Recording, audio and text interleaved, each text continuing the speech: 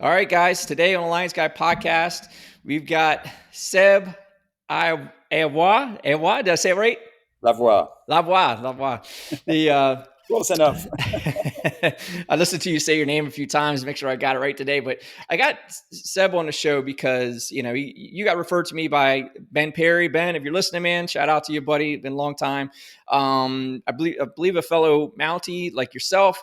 But he was checking out the podcast and what I was doing. And he goes, man, you got to check out Seb. And you and I hooked up. And, I think he said this dude's a badass or something like that. And then I was like, okay, cool. And then we get in it. And I'm like, and I learn more about you. I'm like, oh, okay, this dude's serious badass. Okay, let's get this going. I think we jumped on and scheduled this like right away. So, Seb, I'm not going to take away. You're going to tell your story the best, man. Introduce yourself. Tell us where you come from, what you're all about.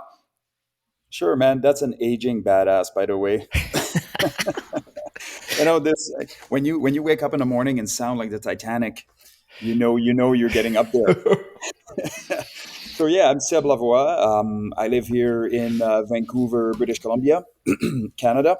I was born and raised in the Montreal region, which is essentially north of New York City.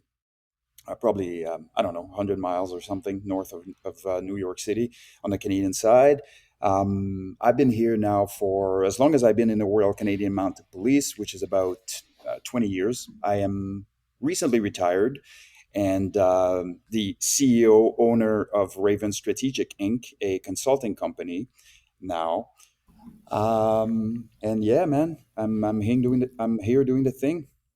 Doing the thing. And I'll say congrats, recently promoted jiu-jitsu black belt, which we're going to get to, but I can't come out of the gate not saying like, man, because it's going through it, just when someone gets promoted to black belt and all the jiu-jitsu practitioners out there, it's kind of like, it's hard to explain, the admiration for that unless you're going through that journey. So hats off to you on that, man. Congratulations. It's a major accomplishment. Yeah, thank you very much. I still got a bit of the imposter syndrome, that you get every time you get a brand new belt, and I think perspective is everything when it comes to the black belt in jiu-jitsu. I mean, right now there's 13, 14-year-old blue belt world champ tearing it up, slaughtering black belts all around the world. And we've seen like the Michael Galvão, brown belt 17-year-olds slaughtering black belts. So I mean, to me, this was more evidently about the journey than it was about the actual belt. And I'm not living in a fallacy of how good of a black belt I am. Oh man, and I'm glad you say that. And and look, we're going to get on. So those of you who are not in jiu-jitsu, number one, go give it a try. But if you're not, bear with us because these jiu-jitsu conversations apply to life. That's why they talk about the jiu-jitsu life and how impactful it is. But, I'm glad you said that about the imposter syndrome because one, it's everywhere. But two, you're probably the first person I heard say that, but I feel that too. Like I'm a purple belt now. I've been doing jiu-jitsu for 11 years. And I feel like sometimes I go, man, I just want to go strap my blue belt back on because I feel like I'm a good blue belt now. And then I've got other guys like, hey, man, we need to stripe you up. And, it's crazy how in your head, you can get, with that imposter syndrome. Mhm. I honor you kind of saying that. It's good. Yeah, no, I think people like us have a tendency to be harder on ourselves, and that's the way it should be. I'd rather be harder on myself than cut myself too much slack and be operating at a level that, or think that I operate at a certain level and be wrong, not be operating really at that level and having a false sense of confidence. And you're right, it is a metaphorically so applicable to life. Unless you live it, it's really, really hard to understand. But it is. It's 100% life, with its obstacles and its adversity and its post-traumatic growth and all these other things. It is unbelievable. Yeah. What has it done for you? What got you into jiu-jitsu? Mhm. What has it done for you off the mats? Yeah, like I was in martial arts since I was very, very young. So martial arts always been a part of my life, and it wasn't always grappling. There was Muay Thai and Kung Fu even at some point, and some more traditional martial arts, and those were the years where that's what we knew, right? Post, UFC start in '93, type deal. Um, you know, I mean, the list of things that martial arts brought to my life is too extensive. We could have a 3 hour podcast. But I mean, generally speaking, it just keeps you humble, right? It just does. It keeps you humble, and it keeps you trying to seek to get better. And it keeps you hitting the wall and wanting to quit, and having to push through, and all the things that you experience through life, and that everybody does. But it's almost like builds up an inoculation. It's like a stress inoculation, so to speak, right? Like to life's problems and ordeals, and how to overcome obstacles and to keep going. And when you're having a really bad day, I used to kind of shy away from the mats for a bit. I was having a really bad day. I shied away from the mats. And eventually I got to understand that the sooner you got back on the horse, the better it was. So sometimes I could have a really horrible morning on the mats, and then in the afternoon, I had the best afternoon ever. Well, here's a lesson to be taken out of this. If I stayed away from the mats and didn't get back on the horse right away, I would have missed an opportunity to get better immediately, or to realize that actually what I needed to do is just to pursue and to push and to drive forward, right? And so this applies to anything else, whether you're problem solving tactical problems, or you're out there living life and going through cancer, or any other, of life's sort of obstacles, really. Yeah, sorry to interrupt. It's a perseverance muscle almost, right? You're going through just almost an unmatched challenge, absent a real life or death situation, but you're literally mano a mano squaring up with someone in the intent of virtually killing them. Let's just be raw and real about it, right? That's the tap, right? And you're tapping because you admit defeat. I'm done. You got me. But it's taking you to the depths of our will, our perseverance, right? It's a good muscle to exercise, man. I mean, yeah, man, it takes you in humility. I hear a lot when I talk to people about jujitsu, and they're professionals. Podcast number 3 with Mike Russell, a brown belt that is my coach weekly. That's what he says that he's gotten most out of it. Just the humility factor. It checks that ego, keeps that ego in check, man. It's all those things and more. Yep. No, I mean, I can't say enough about it. And you and I could have an entire episode on this, but we would have lost everybody else. We'd just be the two of us speaking. But yeah, man, I just, if you haven't tried it, I mean, everybody speaks about it. And you know what happens too is the more people speak about something, the less likely some people are to try it. It's kind of like, when there's too much hype around a movie, people that, we as humans have problem with authority. Like we don't like to be told things. So if we're being told that this is the best thing ever, well, I'm not doing it then. Like I want to be. So it's almost like there is a natural reaction to try to stay away. For some people, to try to stay away from it because they hear about it too much and they get annoyed. It's like there is a reason why you hear about it so much. And what happens when people that were formerly getting annoyed actually get to the mats, they eventually say, "Man, I wish I started 10 years ago." Right? So I'm telling you, you've heard about it over Joe Rogan and Jocko and everybody. There is a reason why you hear about it. Go out there and hit the mats. It'll change your life. I was talking to a guy one time, and he said, "Yeah, I was walking by this jujitsu place, and I almost went in." He was like making a joke. He's like, "I almost went in and signed up." I said, "You should have, man. It would change your life." Give it a shot and stick with it, man. And that's, I guess, hell with it. Let's stay on it. It's one of those things where blue belts, that blue belt quit. You get your blue belt and you see a lot of guys peel off. Like, what's your message to that aspect of jiu-jitsu and these guys that get promoted or maybe even just you try it and, man, you're like, dude, this isn't for me. What's your thoughts on that? I think to a certain extent, everybody who's done it seriously has once at some point had an introspection and thought that maybe this wasn't for them, whether it was a result of a bad day on the mats, or it was a result of an injury, or a result of having difficulty getting some processes and not having the right, neurological rewiring so that they know where they stand in space and time and all these other things. There's a lot of reasons to quit at absolutely everything. I think there's also the fact that when you're a white belt, you're looking at the next promotion, so the blue belt. So now you have something to aim for. So then you go to the blue belt, but now you're like, okay, I'm in this for 3 to 4 years now to get the purple. And this is what that instant gratification isn't. Now, what I generally tell people is like, don't be looking at the end result. This is the outcome of getting better every day. So your purple belt is going to be, a direct result and a direct correlation of you getting better every day. So you want instant gratification? How about getting better every day?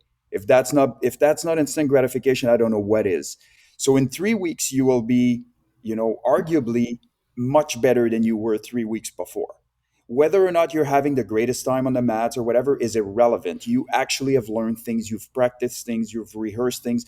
The neurological, process is happening, and you will get better.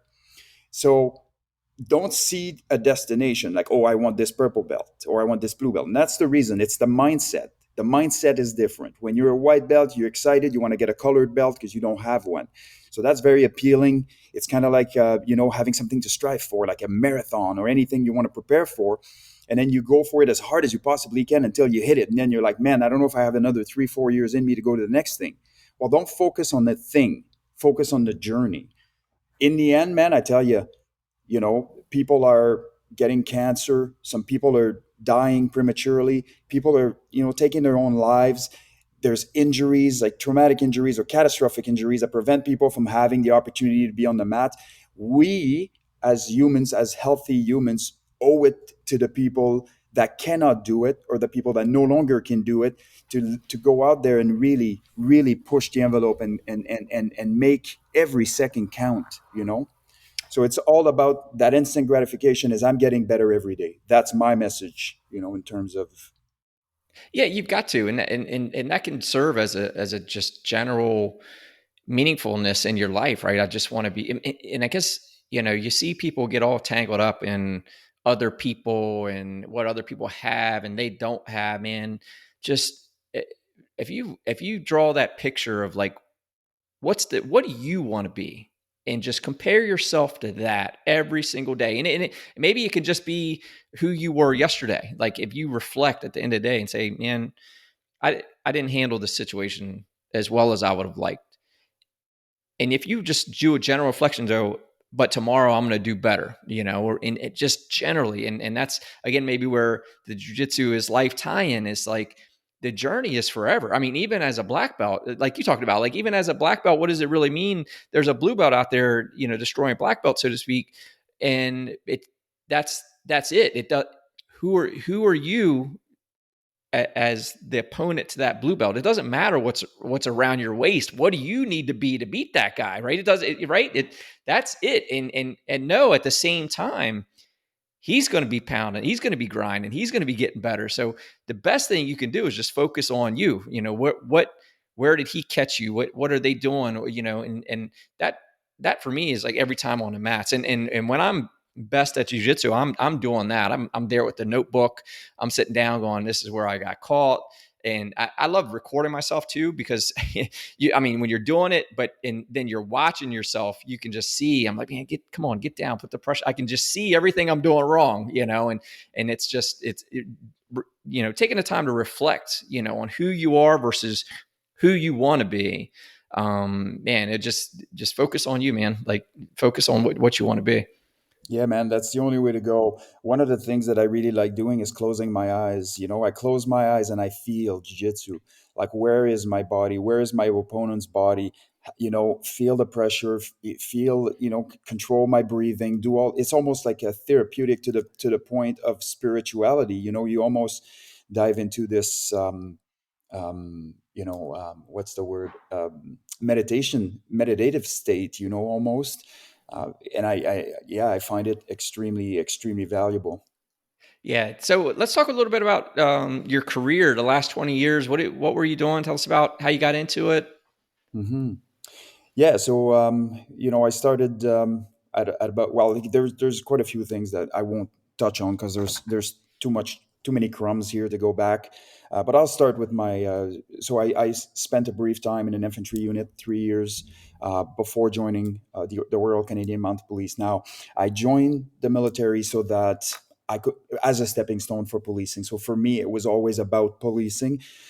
You know, and no offense to Canadian soldiers out here, we got great soldiers, but our Canadian military isn't the U.S. military, right? Where opportunities are endless, and you can really take your career in a 8 million different directions and find something that's truly suitable for you. So for us, you know, it was very difficult to have sort of a long career at the time, and it's still not easy. But for me, the military was a stepping stone to policing. I wanted to have sort of that grit and you know that infantry type grit where I'd been through adversity and I'd you know completed difficult courses where we had big attrition rate and we've lost a lot of people, and I kept on going. So I did that, and never got to deploy overseas because I was in the dark ages in the military. Canada wasn't involved in any campaign at the time, and again, unlike the U.S. military, who's been involved in every single campaign,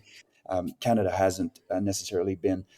We've been involved in many, but not obviously all of them. So in uh, 2000, what is it? 2000 and in 2000, I went to training for the Royal Canadian Mounted Police to become a Mountie, as they call it. And in 2001, graduated from the training academy in Regina, Saskatchewan. From there, I went to a spot called Tofino on the Vancouver Island, and for those that don't know Vancouver Island here in British Columbia, Tofino I would compare to Hawaii. It's essentially Hawaii, but with cold water. You know, the water, it's a Pacific Ocean, but the water is cold. It's not like Hawaii, but certainly in terms of tourism and in terms of hustle and bustle and in terms of beauty, it is absolutely amazing. Now, I wanted to go to a big center. I wanted to do big city policing and everything. My instructors at the academy had other plans for me. They knew what I wanted to do career wise, and they knew that sending me to a small spot where I would have a better cross sections and be involved in doing many more things than just running from call to call would actually serve my career well. And they were absolutely correct. So I ended up in Tofino on patrol for 3 years. But I mean, the 3 years we were on call every night, so it was more like a condensed 6 years, of really of patrol. And out there, I had an opportunity to become a use of force instructor, and a use eventually even reviewing use of force files. And I got to train a lot, be on the range a lot, do a lot of physical training as well. So my goal was always to go to SWAT. We call it the emergency response team, but for you guys, this would be SWAT. So that was my goal since even being in the military. So it preceded my policing career even. So anyways, I had the infrastructure and the support and to do all the training that I needed to do in order to make myself what I needed to be successful. So I spent my 3 years there. After 9/11, I think seeing my military unit deploy over in Afghanistan really hit me. I would have evidently I would have loved to have been there with my brothers, but I didn't. And I think part of me really wanted to contribute something, so I ended up on the equivalent of your guys' federal air marshal program, which is run by the Royal Canadian Mounted Police. The federal air marshal program is a covert program. I mean, it's known, the existence is known, but it is covert. So I'm not getting into great details. But what I will say is one of the programs that was extremely well run, and the training was fantastic. I got to train to your guys' facility in New Jersey with what's Hooten's name there from Delta Force. Ah, his name escapes me. Remember Black Hawk Down there? Oh yeah, right. Norm Hooten. So I got to train, I got to train with Norm on the range a little bit, and with the federal air marshals, and do some scenario based training there. And then we, of course, had our facility built in Canada, and we ended up taking over our own program, which we since been administrating. But so, anyways, I went through my air marshal. I spent 4 years on the section, traveling the world, training everywhere I went, whether it was hitting regular gyms or CrossFit gyms or Jiu-Jitsu gyms or whatever the case may be. I took this show on the road, with the goal of pursuing this SWAT dream that I had. Um, and that worked out great for me. In 2006, I actually went for selection for the full-time Lower Mainland Emergency Response Team, which is a team based out of Vancouver. Excuse me. It's actually based. Excuse me. It's actually based out of Surrey, but it's close enough. It's 15 minutes away from Vancouver. Um, and it is an extremely busy team that at the time just gone full time, and it had a ton of promise. So I was wanting to make that team. So I did selection, passed selection, did the extended selection phase 2, passed the extended selection, went to the course, spent 8, 9, 10 weeks, whatever it was, on the basic assaulters course, and got back to the team in 2007. Um, First 5 years, learning, doing the thing, hitting operations, becoming a breacher, becoming a lead breacher, eventually becoming a team leader in 2012, or element lead, I should say. But along the way, having evidently leadership tested and being held to the fire at every operations, unlike how you can progress through leadership in other organizations, right? Now, And I how think often are your operations? Like, how often are you we have, dispatching? generally we have stuff going on daily. Really? So it's Wow. either planned operation dealing with federal sections, or arresting, or arresting dangerous suspects, or going to armed and barricaded. So there's kind of two things. There's the planned operations, and then you have your in progress call, so to speak. And for the first 10 years on the team, we were actually assisting patrol with high risk calls. So that was a great time because we would be out roving and basically selecting the call that we would go to assist patrols, and we would just be out there. So it kept us current in the patrol context, but it also kept us, that symbiotic relationship with patrol versus some departments have their SWAT teams always training, and these guys are on the road getting, hammered with calls, and it can create some dissension. And we really didn't have that. We had an incredibly symbiotic relationship, and mutualistic, I would say, to a certain extent. And uh, and yeah, 2012 I was promoted, became a team leader. Absolutely loved that. That's you know it allowed me to take a step back and develop people, and lead, and really go on a strategic side, and it was great. Finally, in 2017, I became sort of the overall team leader of a team of 24. That was an absolute epic time in my career, just having 24 people, you know, trusting you, and having the trust of upper management as well. Because many of us can navigate one piece, but having the ability to operate, and having your guys wanting you to be there, and having the people above you wanting you to be there, it's a really good place to be, because you can actually move and shake and get some stuff done. So that was great.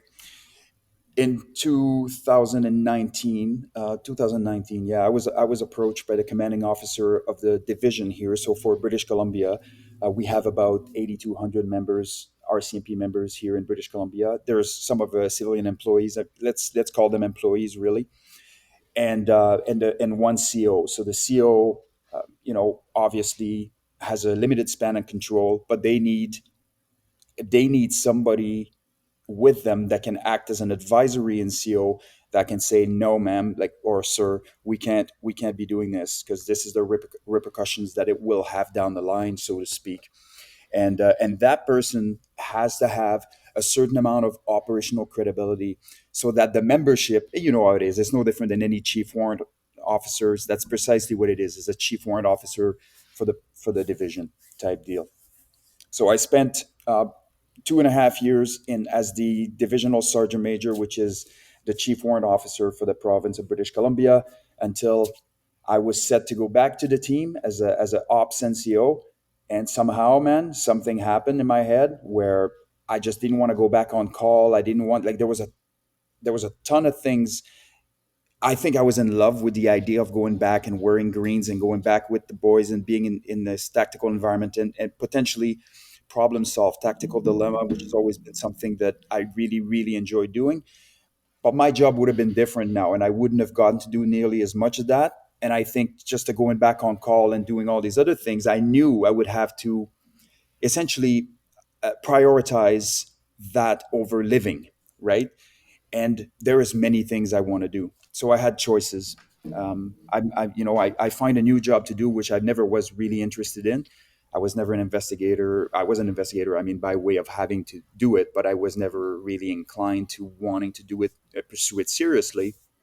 And really, there was really nothing else that I was interested in. So made the call. It was a tough call, evidently, because you take a lump sum instead of taking a pension, and there's a lot of risk involved with it. But man, I lived my life 100 miles an hour and I will take risk any day and go in the uncomfortable zone just to make something happen, and not looking back. So this position, I'm trying to understand it. Is it, so you saying that you did not go back tactical, you stayed in more of a leadership position? Is that what you're saying? No, so at the end of my stint as the sergeant major, I could have stayed in that position, but I had no. It's a very, very demanding position, and it's also very high profile. And despite my social media presence, I kind of like to fly under the radar more than I do being super high profile. And so for me, that wasn't really an option to stay there in this administrative position, so to speak. So the idea was that I was going to go back to the team, and the commander on the team now was wanting me back, and he's made a case for me to go back, and I totally, jumped on it immediately when the offer was there. And I was home, and I wasn't sleeping right, and I was waking up, and there were issues in my gut. Like I didn't know what was happening with me, but there were some psychosomatic issues that I was having. And looking in the mirror, I realized, hey man, you don't want to go back. Uh, You don't want to go back. So if you don't want to go back, then what? You know? And that's where my decision to leave and go in a private sector kind oh, of wow. yeah. Yeah. Well, yeah. I mean, that's it. You got to follow your gut, man. Like if that's key. I've been in these situations, and it takes courage, I think, a lot of times to go with your gut. And that's some of the bigger lessons that personally I've felt that, it's like, man, these times my gut was screaming at me and I just didn't do, and I paid a price for it, and so good on you for for that, right? Just, it sounds like you checked your ego and like, okay, hey, let's get real about this. Yeah, it was absolutely terrifying. There is no question when people ask me like, weren't you concerned? I am concerned. And you have you're going through your daily activities and you're doing certain things knowing that your paycheck is no longer coming in, all these other things. And at one point during the day, any day, I will have this sinking feeling in my gut that tells me this isn't going to work. And this little voice saying this isn't going to work. And, I think for me, I've done a great job of shutting these voices down. I mean, they are there for a reason. Humans are negatively biased. If you're a cop, you have professionally, or a military, you have professionally induced cynicism on top of that. So you have, not only are you negatively biased as a human being, but you're also cynical. So negative voices will never cease to come, and it's going to be up to you to shut them up, right? And that's what I do. When it happens every day, it's like, shut up, you don't have a voice here. Yeah, it's key. And because, you're right. It's a part of training. It's also our own human survival mechanisms trying to keep us in that comfort zone.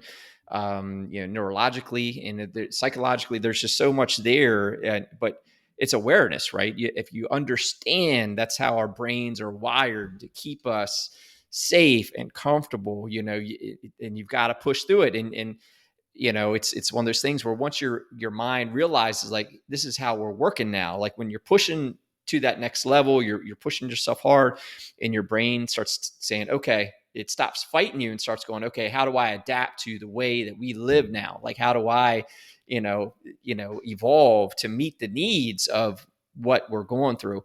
And it's just similar to the jiu-jitsu thing. You just got to keep pushing through it. It will get better. Your courage will grow. Your willpower will grow. your competence and confidence will grow, through those difficult things that you avoid, and things like that. So that's Yeah, cool. man. Just because it's so relevant, like I think it's worth going back. So when I was initially approached to leave the SWAT to go to the commanding officer's office, I was flattered, but I also was absolutely terrified. And I was like, I don't even know why I was approached to begin with, let alone what am I going to do when I get there, not knowing the job. And it took me a solid 3 weeks of dreaming. And I was dreaming at night and I was having nightmares that I was turning my greens in. The emergency response team is dressed in green and everybody else is in uniform. And so, I was having these dreams where I would essentially turn my SWAT kit back, and SWAT was so an integral part of me. And I was so dedicated to it that it actually took a massive chunk out of me to leave it, right? But if I look and if I'm being honest, it was time. It was time for me to leave. I spent 12 years on the team full time, been through thousands of operations, led some calls. There was guys that are up and comers that were now at the point where they were ready to take on some leadership roles, and really they didn't need me. They really didn't, and I wasn't there saving the team, and I wasn't a savior, and so I just took it. But the first 3 weeks in the office, in the commanding officer's office, it was so difficult for me from an intellectual standpoint because I didn't do anything physical. It was all in my head. And that had been a really, really tough transition. For the first 3 weeks, at the end of the day, at around 4 o'clock, I would sit on the chair and I felt like closing my eyes and plugging my ears and rock. Like I was so mentally overstimulated that I was exhausted. And like you really need to really do a job where you're in your head and spending 12 hours in front of the computer to realize how much of a toll that takes on you and how difficult it can be. But eventually, after 2 or 3 weeks of this complete discomfort, I started flowing. And when I started flowing, the benefits and the gains, even from the intellectual standpoint, everything elevated. My writing games, my speaking games, my relationship building game, like everything elevated. I took a massive uh, bump up, in terms of my own personal development. And I credit having taken that critical step in my career with having the stones to leave. I credit this because I've been through an exactly, very, very similar uncomfortable position and did it, made the call, and it was completely the right call. So I had Yeah. I had tracking history there. I had something to draw upon. Yeah, and would you say it was like you were in a comfort zone, for the emergency response? Like, is that a high pace environment, a high stress environment, high performer environment? Yes, yes, and yes. But you'd been there for 12 years, I think you said. So you were in a comfort zone even in that environment, and now you're going into this leadership role in a CEO's office, and now you're at a new level in completely outside of your comfort zone. And I imagine, talk to me a few things about what did transition, what coming from the emergency response prepared you, on the other side, and getting more into this leadership management role. Oh yeah, I mean, unbeknownst to me at the time, the CO came to get me because she'd heard of me, leading the calls and doing some critical calls, and my name consistently popped up. I mean, those are things that she told me later, but evidently she brought me in because of two major reasons. A, she wanted me to bring that credibility piece with the memberships, and knowing that somebody that truly has their back, that understands the realities of operational policing, was going to be there as their representative, so to speak. But she also knew that I had the stones to tell her when she was wrong, and because unfortunately at those ranks, man, this is what happens, right? Some people are, especially if you are rank driven, if people are rank driven, they will literally crawl under the carpet in front of these guys, right? And these guys don't want that. Some of them do, but those that do obviously are the leaders that they are, and they're not really the preferred leader. But if you have a good leader, generally they like to get challenged. They like to get challenged, and they don't want to hear. Oh, they don't want you to tell them all that they want to hear. They want you to tell them the things that they need to hear, which is completely different. And for her, she had an issue where um, there was a lot of accommodating her. And in all fairness to all those other leaders, she was a pit bull, right? And sometimes she didn't fully understand how she came across. And she was very, very smart and very good and very intimidating. She was legitimately very, very intimidating. She's this amazing woman. But the thing is, sometimes her people were scared, right? Because they would get chewed, or they would, if they said something that didn't make sense, or they were afraid to make mistakes, or whatever the case may be. So in bringing me in, she had brought me in for an interview in her office about something, and I think she might have been testing the waters at the time, and she was saying certain things, and I think she wanted my feedback, and I gave her honest feedback, and she said something very interesting to me. She said, "Look, you don't seem intimidated at all here in my office. Like you're. It's. I find that very interesting. Why is that?" And she asked me that, and so right then and there I knew that a lot of people that went through her office were actually intimidated by her. And this wasn't me not being trying to be a tough guy or anything like that. Like, I just wasn't, because I'm not. I've been leading tactical operation for 12 years, man. Like, good luck. Like, bring me, bring me in and try to do that. I was very respectful, and she was very good as a leader, so I respected her, which makes it even more compelling, right? And so yeah, man, it's just so that was the one piece. I kind of lost train here, but that's kind of the one piece where, yeah, she brought me in for the leadership aspect, and she knew that the membership would respect and listen to me, but also that I would be able to call her out and let her know when things weren't right, and negotiating the two. And I've done that successfully. That's awesome. And then what did you learn new, as far as, to you, what makes that good leader, that gets the mission accomplished, so to speak? Yeah, I mean, what I did do is really taking a space shuttle, and really shot up and getting through, like, a true appreciation for the overall picture of what the organization was going through and some of the issues that we had. And I was, unbeknownst to me at the time, being on the teams for so long and being exposed to, like, highly performing and well equipped, and, the list goes on and on. I was completely disconnected from the reality of our people on the ground, for the most part, where leadership wasn't a thing. People were getting promoted because they passed an exam, and they may have not, maybe they didn't have any. You have these senior officers walking around, and I'm not talking about like the high senior officers, but I'm talking about, like, inspectors and superintendent, kind of even staff sergeants walking around, that I've never really led people, never led people. And I mean, I don't care. I will take, a corporal, or I will take a senior constable that's been working with people for 10 years over anybody that's never led anyone. Right. So what I did realize is that the things that I took for granted while being on the team that made us so successful was nowhere to be seen anywhere else. And so I took it upon myself to kind of bring some of that message out. And I did it through a very unusual way, which was social media, podcasting, those types of things. Historically, the organization wasn't supportive of that, but I did it anyways. And what ended up happening is the commanding officer, the now new commanding officer, kind of listened to my first 2 or 3 podcasts, and she was like, "Man, like, you can do that without, like, setting the world on fire."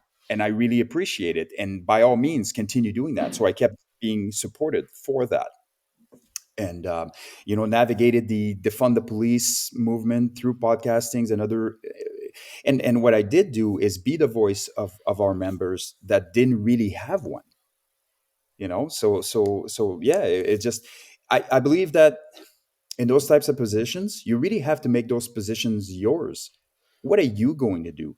Everybody's looking around. Like, what is management doing? What is everybody doing? What do you worry about everybody? Worry about you. What are you doing to impact others positively? What are you doing to make sure that your leadership is on point? What are you doing to make sure you're getting better every day, and you're bringing people along with you, and you're developing others? Oh, 100%. Yeah, I mean, You start working on yourself, and I feel that I'll say it until I feel differently, but the strongest leadership trait is setting the example, and if you start setting your own example, it's infectious, and it's a bit of, a bit of why you and I are here today. It's like the more of the right things getting said, more portrayal and demonstration of the people doing the right thing. I'll say the virtuous thing. It's easy to do comfortable things or status quo things and things like that. And we just need more of folks like willing to set the example, because it starts to, you know, raise the expectations. I guess perfectly human. Um, we want to compete with those around us. So it really only takes one. And look, this is two sides of the sword, right? Like when you let people exist that are doing all the wrong things, and they're being permitted to do that, or not, they're not being terminated, or they're keeping their position. That draws other people down. And similarly, like the people doing the right things influences other people to be doing more of the right things, and that just grows. And that's what we need. I mean, I think, kudos to your management for seeing a positive voice. And I think especially in the world we live in today, when there's so much negativity, there's so much, yeah, I'll say, I'm not a police officer, but it seems like there's a lot of dramatizing of the negativity around law enforcement, seemingly now internationally. I mean, I know in the States it's gotten really hot, but it's unfortunate. Like, now there's this stereotype amongst law enforcement that's a negative one. Instead of let's be real, like, to your point about coming into your commander, right? Like we all put our pants on one leg at a time, right? We're all humans. We have our own responsibilities and things like that. We're all human. There's unfortunately bad humans that put on uniforms, and they do the wrong things, but they don't represent, the whole, and we shouldn't let that. We need to, let the exceptions be the exceptions, but don't forget, the bigger mission, the bigger culture of what law enforcement's there to do, to serve and protect the community. We can't forget that. No, absolutely. What you're referring to earlier, just going back, just I'll come back here, but just be an inspirational leader is what you were referring to. Inspirational leadership is what we all should aspire to, and it's not just, you have to have the other skills like the managerial skills and all these other things. But if you can be an inspirational leader and you are actually somebody that's truly driven and wants to be better and wants others to be better, you can bring people along and have really highly performing teams. And it is absolutely an incredible feeling to have these people trust you with their lives, and it becomes a massive responsibility, because with this type of power, you need to be extremely careful, right? You have that recognition bias where everybody knows you and everybody trusts you. It becomes your job to make sure you don't infringe on that trust, right?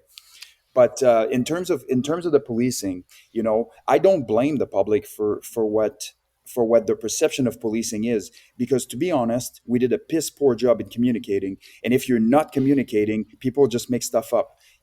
We also did a piss poor job of training police officers. Period. And that's, I think, known in the common world, that the level of training of many agencies and organizations is extremely subpar to where it should be in terms of even maintenance. We're not even talking about getting better. We're talking about just like to hit a baseline of maintenance, and for us to send these people in highly critical roles with deadly force on their hip, and other force options, is mind blowing. And nobody would think to do that in a military setting. You wouldn't wait. You wouldn't keep your SEAL team over chilling on the base for 6 months and then send them to an operational deployment where they will need to make critical decisions and solve tactical dilemma and do it safely and bring their people back alive. You would never dream of doing that. But somehow in policing, that's the way it is.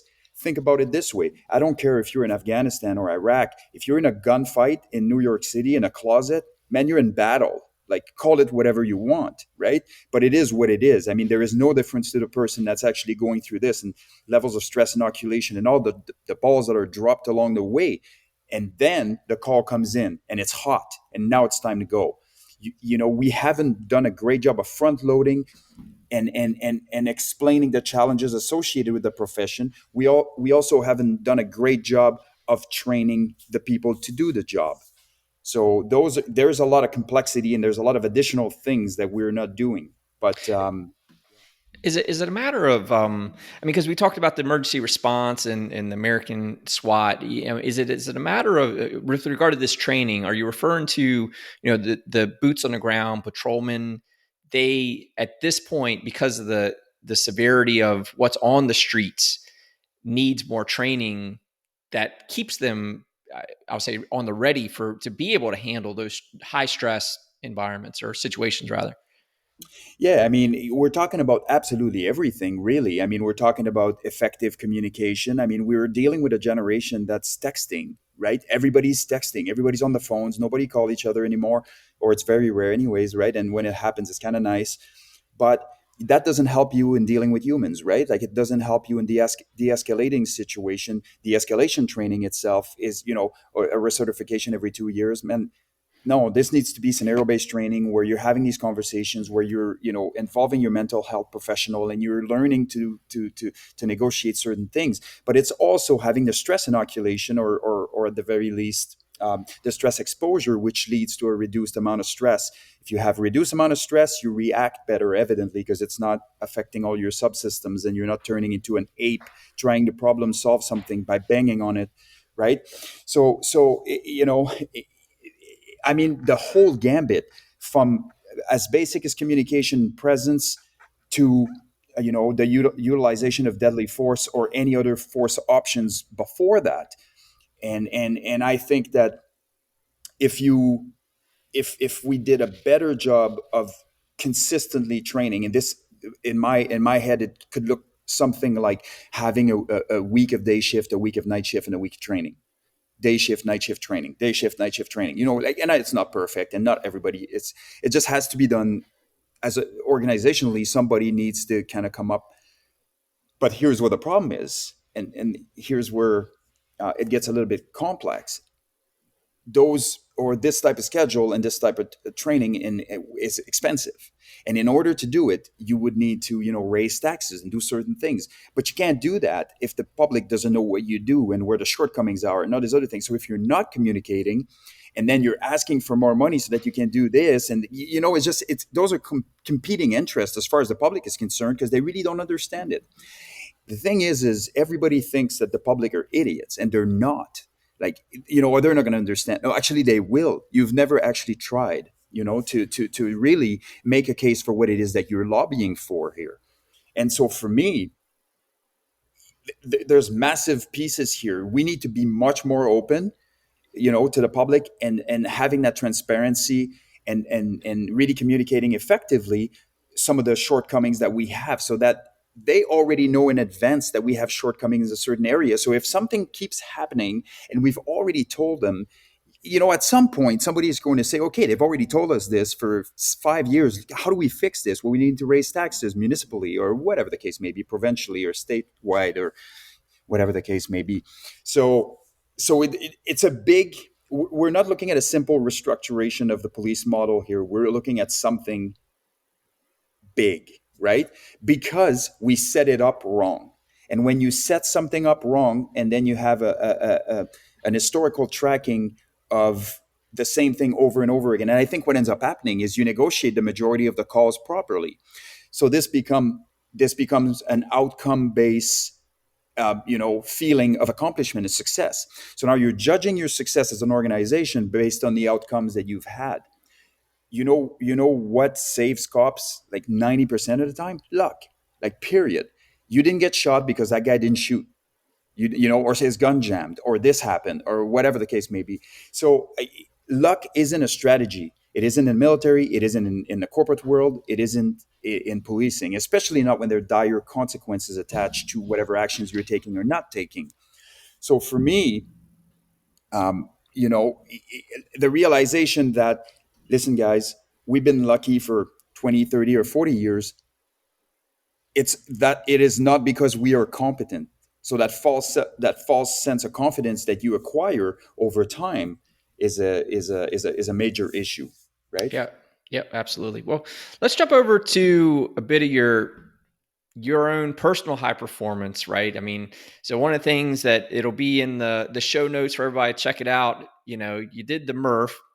You've done it multiple times, but talk to me about what is the Murph for those who don't know, and then let's jump a little bit into the video you did, where you took this thing, why you did it.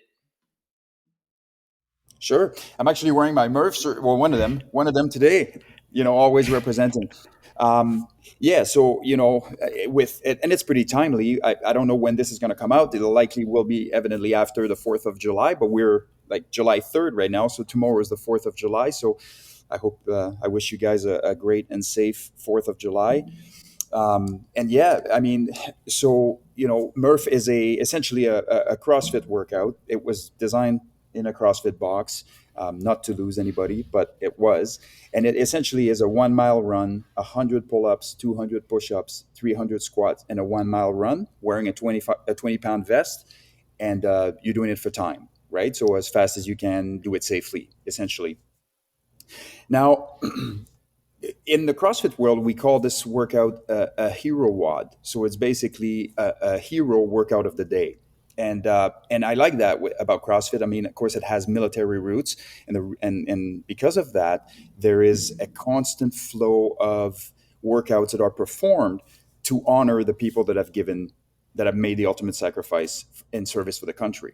And I mean, to me, the day that we start forgetting that is a very, very bad day. So having these workouts coming up all the time is just critically important. And Murph is an incredible story. I mean, it's people have seen Lone Survivor. They will know the story about Mike Murphy and the crew that went out on a was it a kill or capture mission or some recce Afghanistan, mission? yeah. Yeah, in Afghanistan in 2006, and they were compromised. And as a result of the compromise, they ended up fighting for their lives. They essentially all lost their lives, aside from Marcus Luttrell, excuse me, who's the lone survivor, hence the title of the movie. But I believe this one, hit home for me so much because there was so much sacrifice at all levels in there. 22 service people lost their lives that day, some of which were off and just loaded into chopper to go out and assist. But there was also incredible story of courage and valor and all these other things tied in. Everybody demonstrated an incredible amount of it. And then you have the other side, which is on the Afghani side, where the Pashtun has rescued Marcus and all these other things, which is completely unfathomable. Like, think about this: you have this American service person that drops into your yard. You are going to take it upon yourself to protect them at the peril of your life. I mean, that's another incredible, story of humanity. And I think the whole stigma around military service and dagger in your mouth and be bloodlusting and doing all these other things. Now, evidently, Mike Murphy and his crew let these guys go for a reason. They didn't want to kill him. And you can argue whatever. You weren't in their boots, right? And it would have been, if they did, an incredibly horrible decision to make, and it would have been a potentially career ending. Who knows, right? Maybe even, who knows? I don't Or know. more. Yeah, We don't know. absolutely. We won't know. But I mean, for them to even not have that in them really shows the level of humanity. And yeah, it cost them, and we know that now in hindsight, it's 2020. But again, a demonstration of the human spirit at its best, like in a war zone, potentially in a fatal compromise, and just decided not to do it. And then on the other side, you have all these guys that, once the patrol got in trouble and they knew they were fighting for their lives, are loaded up in choppers and good to go. And again, chopper drops and gets shut down, and a bunch of them, pass away. Incredible act of valor. So I really, really always loved the humanity aspect and the humanity component of that specific story. And so Murph has always been a workout that I've really enjoyed doing. And when I do it, I get into a bit of a zone where I'm focused on feeling the pain. I want to feel the pain. I want to feel it because it brings me closer to nowhere near where these guys were. Nowhere near. But it brings me a measure, a small, infinitesimal measure of the pain and the suffering and the grit and the determination that it took them to complete this or to complete the mission. Even though it obviously wasn't the outcome that they had planned for. But and so over the years, I challenged myself all the time to make it harder and harder. So I started wearing, a 30-pound vest and a 40-pound vest and a 70-pound vest and a 90-pound vest and eventually a 121-pound vest. But I also did other things. I did, 100 muscle ups, 300 squats at 135 or whatever the case may be, and those were not necessarily things that were healthy, like I wouldn't recommend one of my clients to do something like this, for instance, right, in the strength conditioning world. But for me, it was about the gut check. It was about how much do I need to push myself so that I really truly feel uncomfortable and I can really honor sort of their memory and feel alive. Because let's face it, man, when you're in pain and when it's hard, you feel alive. When you feel pain, you feel alive. When you're not and you're just floating through life, you're just numb. It's hard to know where you are in space and time and how you should feel, and it's a very spiritual experience, and it was for me, and it always has been. So in 2013 I set to do the Murph with a 121-pound vest. Well, it was set to be 120, but just so happened there was an extra pound in there. An extra pound of fabric carrying Yeah, 100, not sure whose fault it was. But and so we filmed the documentary, Murph, Sheepdog CrossFit Murph, A Tribute to Humanity. And it was an amazing experience, and it was extremely difficult. And I'd taken this so seriously that at the end of the documentary, when I write the names on the ground, I had actually memorized all 22 of them, because I did not want, and I said to the crew, I will stay here until I am done remembering and writing all 22 of those names. And so, and thankfully, and it's funny because you're doing it and you're rehearsing it and everything goes according to plan. But when you run with a 121-pound vest and you're doing, 100, 200, 300 with that, it really affects you physiologically, and your wits are not all there, when the time comes. And I was kind of, struggling there, and Oh, yeah. I got it done. But you know, the feedback from the military community in the States was incredible. Like we've had people visiting us, visiting the gym at the time. We've had people visiting from Australia. I've made lifelong friends and service people as a result of that. And it was just an incredible experience.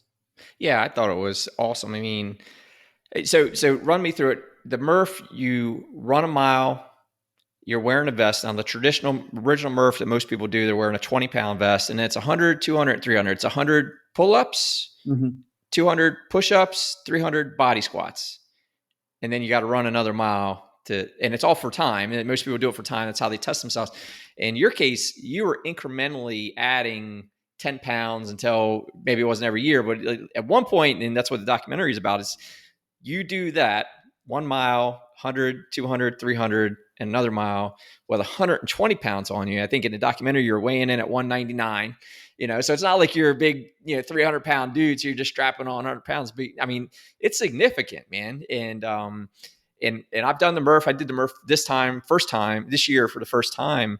And I, honestly, I really didn't know much about it. I don't know. I had missed it. It just hadn't crossed my path that it was a thing. And I had heard it kind of in the distance, I'd say, but never really stopped and picked up on it. I knew it was like a CrossFit driven thing. And this year, I heard it.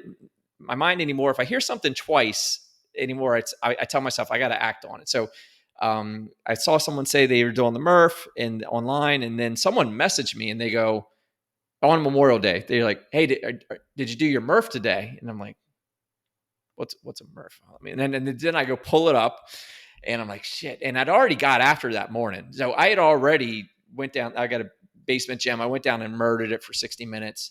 And then I got this call out, and it's private. It's private message. Someone's like, "Did you do your Murph?" I'm like, "Shit." I looked this thing up and I'm like, "Man." And I'm not going to not do it because it is Memorial Day. It's when you're going to do it. And I went and my wife, bless her, freaking, she's been following me on these crazy challenges. So I go tell her, I'm like, "Man, I got to do this Murph thing today. I just figured out what it was." And I tell her the story. I'm like, "I'm going to go do it." So she's like, "I'll do it with you." So I had a vest. She ran, get this, I'll give it to her. She carried, instead of 20 pounds, she ran a mile with carrying 2 10-pound dumbbells, which sucks, by the way, because I'm watching her run. I'm like, "Are you sure you want to do that?" I told her, I was like, "Don't worry about it. Like, you don't have a vest. Like, it's just, no, I'm going to carry these dumbbells." I'm like, "You're going to run a mile carrying 10-pound dumbbells, one in each arm. That's going to suck." And it did. Well, she did it, man. And her and I, we went out here and got after it. The one thing, not prepping for anything, like I couldn't do the pull-ups. I couldn't do a freaking 100 pull-ups. I forget now what I substituted that with, but I got through. I was doing, the rounds where you do 5, 10, and 15 respectively or whatever to get through your 100 and 200. But man, it was that. It was a great challenge. It was a great feeling to be alive and appreciative, and that you can go do that, especially, what the Murph is honoring, his workout, and you just, I encourage people to do that, man. Go push yourself to try something new, challenge. I mean, that's where you get this, I don't know, this fulfillment of life, to kind of go see what you can do. I mean, it's a great, but your episode, man, and I'm watching this thing, having done it now, and I'm like, okay, this dude's strapping on a 120-pound vest to go do this. And so did you make it through all the pull-ups as well? Like you got, yeah, man, that's wild. So it took an hour and 45 minutes to do all 600 reps. Yeah. Of everything. The last run was it was 1 mile, and it felt like 100. Like it literally did. I was completely drained, and I was really trashed. But yeah, man, it's just, what does it matter? Like what was I doing it for? And that's all I focused on. I shut the little voices. "Oh, you're hurting. You're doing this. You're doing that." It's like, everybody's hurting. Shut up. And I had people with me, some of my coaches as well. I owned the gym at the time, which was Sheepdog CrossFit, and I had some of my coaches with me, wearing some substantial load, including one of my girls wearing 60 or something. Like, that's incredible. Yeah, another guy was wearing 70, 77 Yeah, or something like that. Yeah, my business partner Rob was an absolute animal, just of a workout animal. But yeah, he's just an incredible leader in his own right. But yeah, it was really, it was good, man. Would I do it again? No, not now. 10 years later, almost, or at least pushing it. 8. Yeah. But I find something else, something else to do, to be uncomfortable, and to remind myself that the freedom that we enjoy on the daily was brought to us by people that gave it all up. And this includes the ones that are still walking among us, because the sacrifice, and you're one of them, so I thank you for that, evidently. But like the sacrifices far exceeds just the ultimate sacrifice. It's, being away from family. It's living with occupational stress injuries and the PTSD and all these other things. It's having been and having seen and having done things that no human should ever be exposed to. It's going through the training and the hardship, and putting yourself on the line, and having, heavy loads, and carrying them in the heat, and doing all these other things. The daily duties of service people. I mean, we cannot for the life of us ever forget that. But here's another issue. That communication piece isn't great there either, right? So people don't even know what that feels like. I almost feel like everybody should go to a small boot camp to understand. Imagine what being a service person is, times 10, and then send them over to a war zone to have an exposure to that. It's like, humans are not built to do that. So you enjoying your freedom over there, you better get in line and snap your heels together when these people are walking by. And I'm not calling them heroes. I'm not, because I'm not calling cops heroes. it's a job. Some of us decide to do it, and we need to do it, and it needs to be done. And I certainly never considered myself a hero, but I tell you, man, the it goes far beyond that ultimate sacrifice, far Yeah. beyond. The It is that. I think people don't appreciate the reality of joining the military. So yeah, I definitely appreciate the call out to like go through it a little, feel a little bit of this so you have some appreciation of it.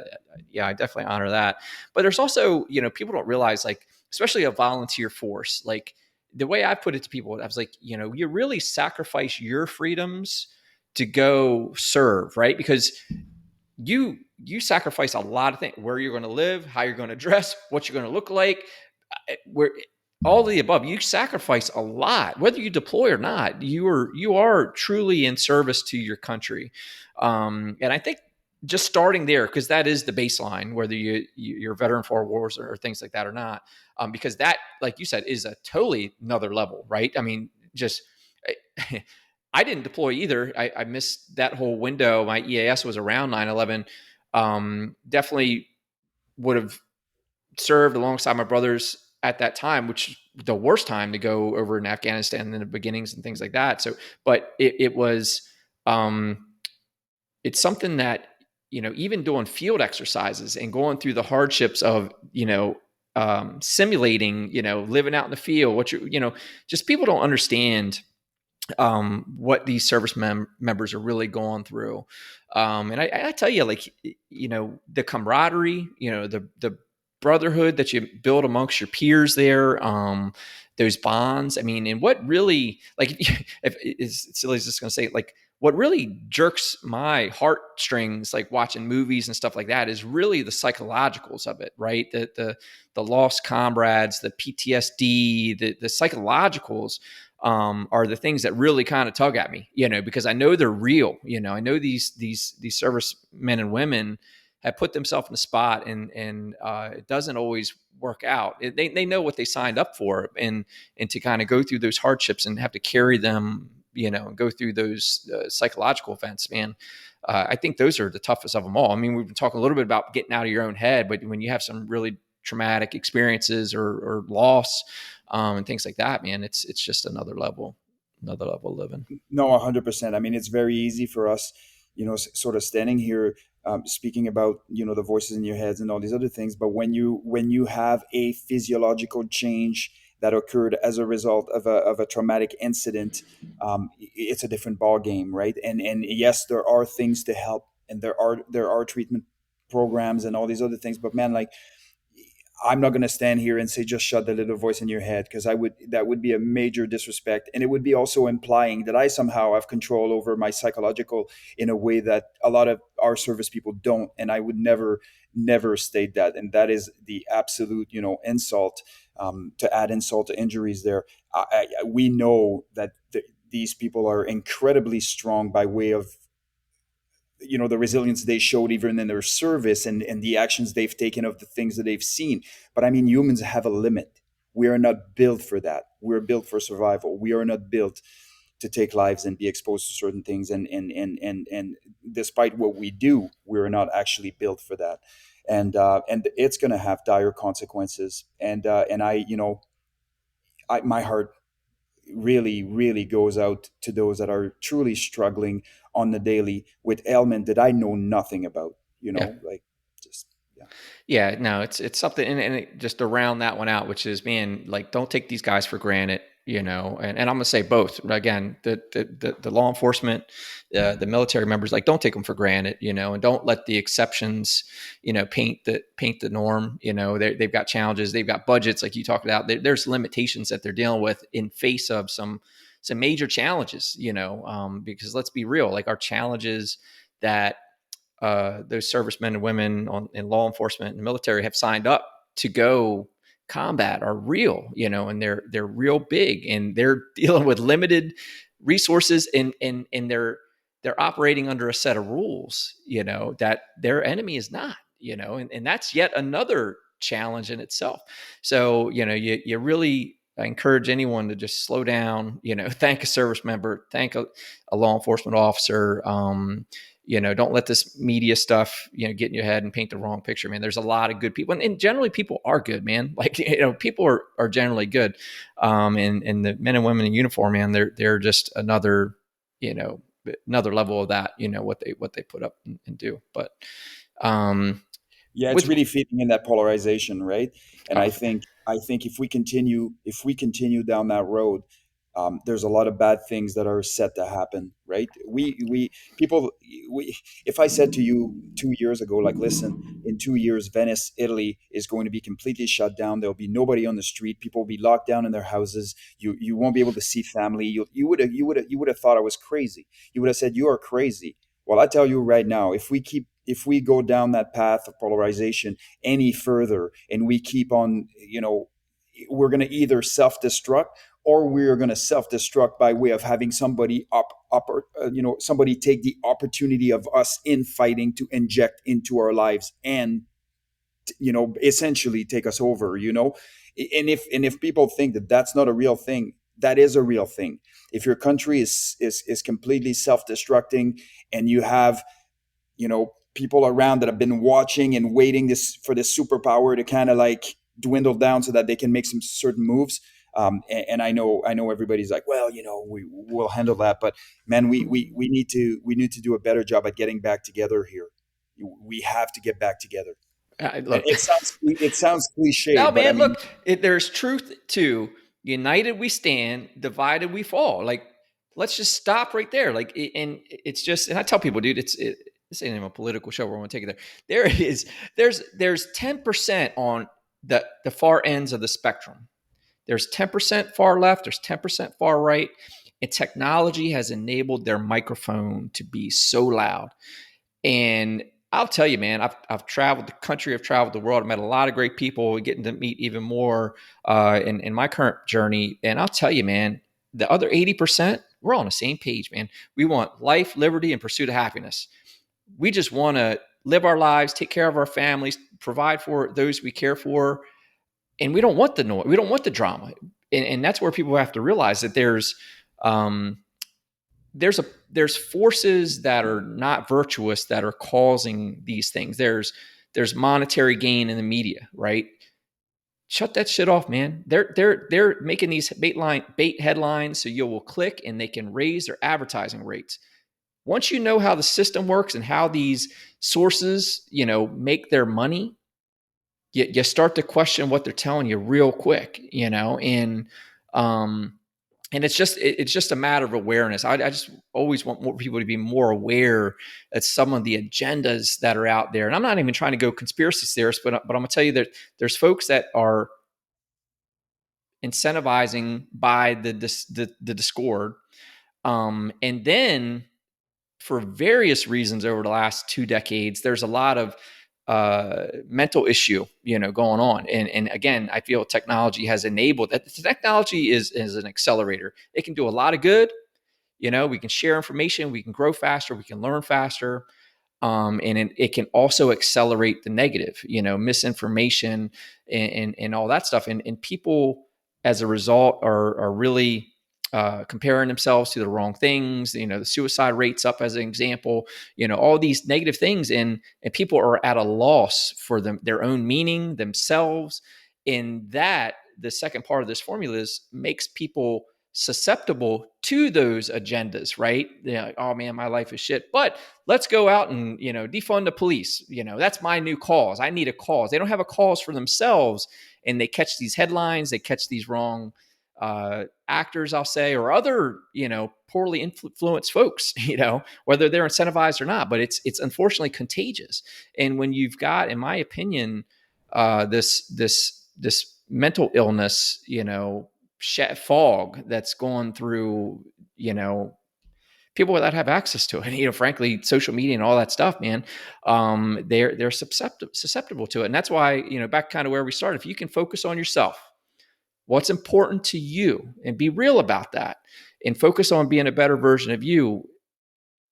Fix yourself first, fix your house, fix your neighborhood, fix your community, fix your state. Like, start small. We got guys like going crazy, going to save the world, and they don't even, pardon the cliche to the admiral, whatever, but they don't even make their bed. They don't know how to. They don't, you know what I mean? Like they can't even get the basics done, but somehow they're going to go march and do this crazy stuff for some things that we need to be talking more serious about. I don't know, real problems. People are just like say they use this stuff as distractions from their own problems. Unfortunately, technology enables that.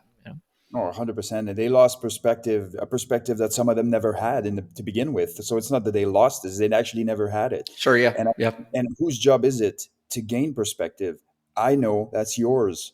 Like, don't look around for somebody to bring perspective to your life. You have to do the introspection, and you have to look around, and you have to find that perspective. And when you're looking for perspective, look below you, not above you. Because that's a critical mistake that a lot of people make. It's like, well, look at all these people that have it better than me. It's like, well, okay, man, that's great, but look at all these people that have it, that don't have it as good as you, and Yeah. now it's going to bring the right kind of perspective to your life instead of the opposite. You know, uh, Instead of the opposite, obviously.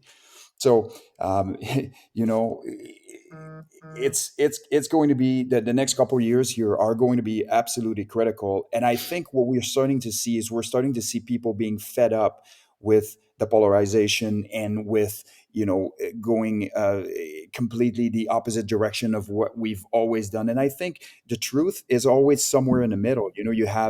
You have black and white, and there's shades of grays along the way. And generally the measured approach is the right approach for almost anything.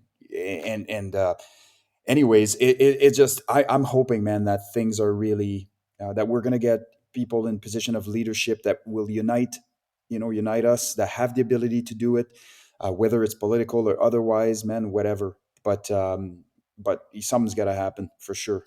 Yeah, it will. And I think naturally it will. I mean, I think, again, I'll say most people just want the right thing, most people. And I think that the challenge has been, to your point, we don't have enough of the right people speaking up, and there's this fear because of cancel culture and all this stuff that people are afraid to speak up because that far left, far right 10% will come out and just attack them. And unfortunately, there's a lot of people just being silent. But again, the real feeling on the street is they don't want all this noise. They just want to, they just want everyone to be happy. They don't want one side or the other. They know we've all got to get along. And that's, I think, I'm hopeful that that's changing. And I'm hopeful people get fed up and again start with yourself and start looking within and start, have some gratitude, number one, for what we've got. We have, in the history of humanity, we're the most wealthiest we've ever been, the most capable, the most comfortable, however you want to say it. Like, we've got so much to be thankful for. And do we really want to tear each other apart, and regress on that? I don't, most people don't, and I think most people are accepting of other views and things like that. I mean, coming up 4th of July, I mean, like those ideals are real. People still live by them, and just want freedom. They want their own personal sovereignty, to be who they want to be and have the opportunity to be that. And I think that the opportunity is still there, and we just need more people speaking up and not being afraid. And we need more people uniting in that good fight to kind of say, no, man, it doesn't need to be that way. You can be who you want to be.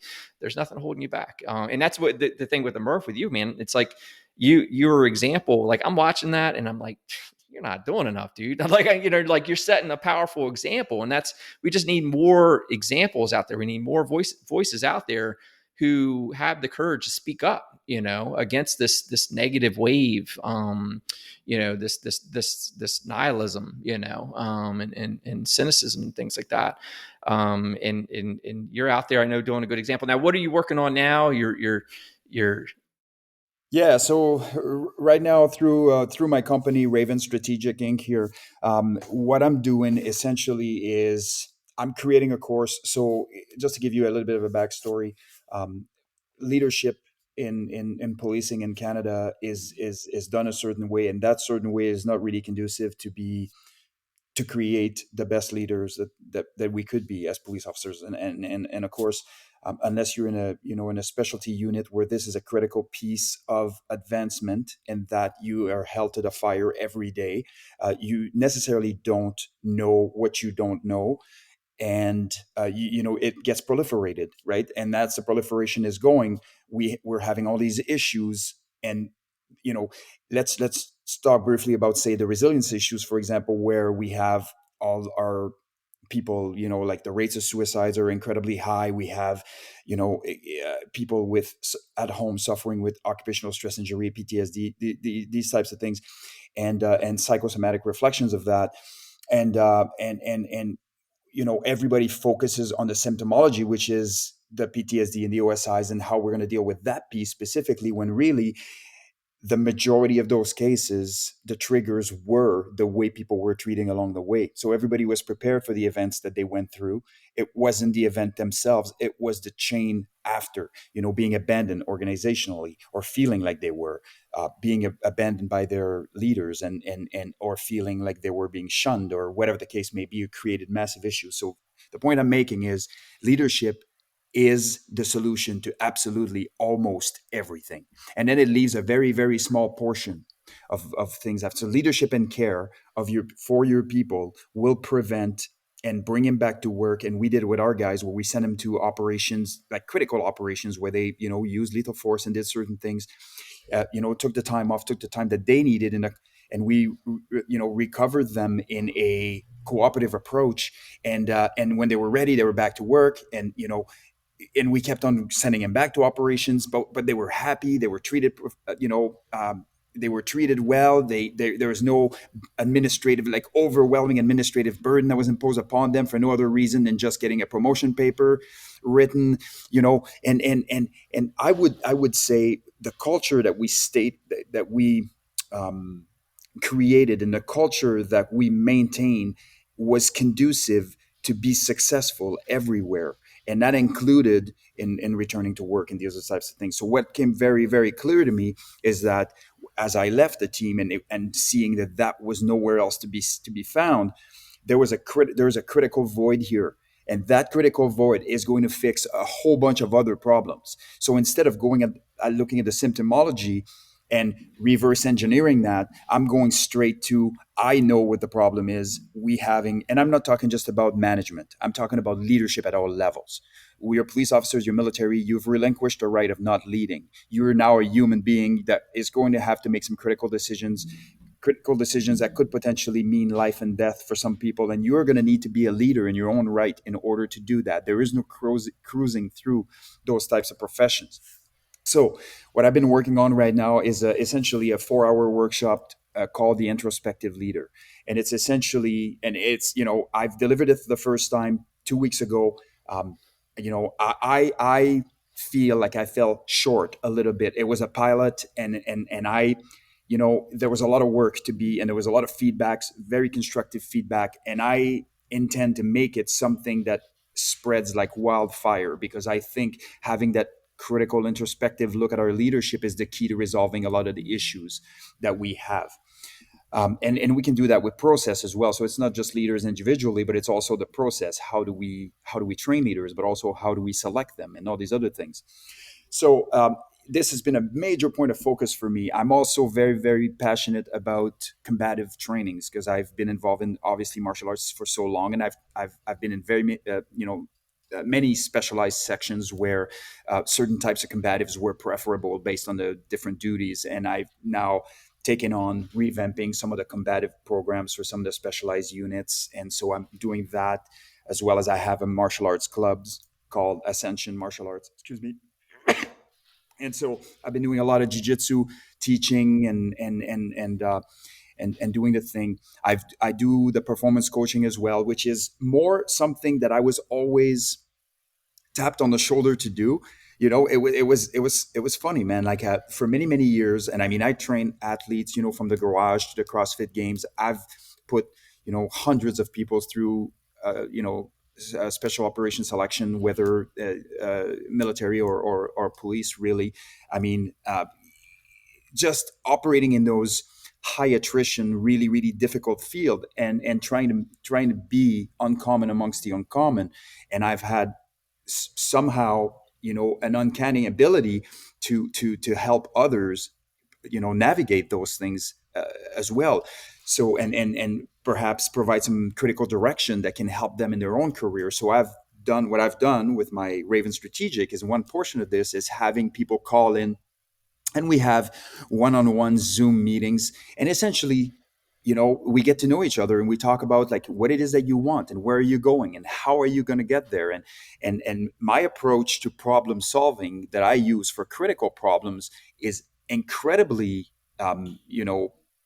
valuable at the strategic level as well, which evidently was the reason why the CEO came to get me in the first place. But I really have the ability to bridge it over to the corporate world as well as the military world and the police side and all these other things. So I've had a ton of success with having these one-on-one sessions with people and really provide a sense of direction in their own lives, regardless of where they're going. And that's something I'm not looking to make a ton of money doing that or anything like that. But I was doing that anyways because my inbox on Instagram was always filled with, what should I be doing, or am I doing the right things, or even cops that are currently in the role, or military that are currently in the role that want to go to special sections or special units would tap into me all the time. And I spent a great deal of time doing that while negotiating my, team leading and being out on calls everywhere. And I just, hey man, if I'm going to do this full time, then I'm going to do this full time and commit to it. And so that piece, I don't want it to go away. I want people to keep on tapping me on the shoulder and draw upon some of my experiences and sometimes it's funny because people have egos, man. And they're like, why would I call someone? Why would I call someone else? I got this. Man, I tell you, it's great to have somebody to bounce ideas off of. Like, it doesn't matter. Maybe I'm not telling you anything groundbreaking, but you're bouncing stuff off of somebody else that has a different way of thinking, and that person bounces back the stuff at you. And now you're like, man, this makes so much sense. And it was in front of me the entire time, but I didn't know. So we had this critical conversation. It was an hour long. It cost you $100 and your career takes off. It's like, was it worth it? But it's hard for humans to put their egos aside. Why would I be tapping onto somebody else's shoulders? But as it turns out, it's been working great for me. I'm getting my 2 or 3 meetings a day, and with these people, and they're progressing really, really well, and the track record is there. Like, it's working. If you ask somebody that has the potential to be an influential, maybe a driving force into your life based on the totality of your circumstances, you actually can move forward real quick. It's that procrastination piece that's the problem, right? Yeah, it's what you describe as the power of coaching, man, and it is a 100% powerful thing. And you've got the credibility. You set the example. You're living it. You've been there. You've done it, man. So, hats off to you. I appreciate everything you're doing, man. And we'll round this out. How can people get a hold of you? Where can they find you online? Yeah, so I stayed away from doing a website for the longest time here because I was getting so much word to mouth that I really didn't need to. But we're currently working on my Raven Strategic website, so bear with me here. I'll have at least a landing page in the next couple of weeks here. But for the time being, I have 2 Instagram accounts. So my actual personal, and which I'm sure you'll add in the comments or whatever. It'll be there. But Yep. my principal is Slav, so SLAVCCMDR. So that's my personal. So Slav Commander. It's simply Sebastien Lavoie, and Commander Cobra Commander was my nickname on the team. So SLAVCCMDR. And then my second one is my work or my Raven Strategic Instagram account, which is at Raven Strategic. And if there is anything sort of work related or on the coaching side or on the Raven side, by all means, send me an Instagram message there. But if you want to, follow me on my personal page or whatever, then by all means, come over and do that. I try to keep the content meaningful. My days of running and gunning are behind me, so I know a lot of my running and gunning pictures are doing really well. But unfortunately, I'll run out here at some point. Although I do have sources, but Oh man, but no, dude, I appreciate you coming on. I'm so thankful I've met you. Thanks to Ben for hooking us up out there, man. But dude, I'd love to have you on and dive more into your performance stuff, because I mean, just physically, I know you got so much more to talk about, your energy and all that stuff, man. So I'd love to have you on again, and another time, and dig into that stuff as well, man, because you're kick-ass badass dude, man. I appreciate you. And also in the show notes, we'll put your link to your YouTube video to check out that, 120-pound vest, Murph, man. It had me fired up, man. And that's it, man. We just need more guys like you out there just showing what can be done, man. And just got to get out there and be willing to do it too. So Seb, man, thank you so much for being here. Appreciate you. And keep doing what you're doing, man. It's good stuff. Thanks for having me, brother. Yep. Thank you.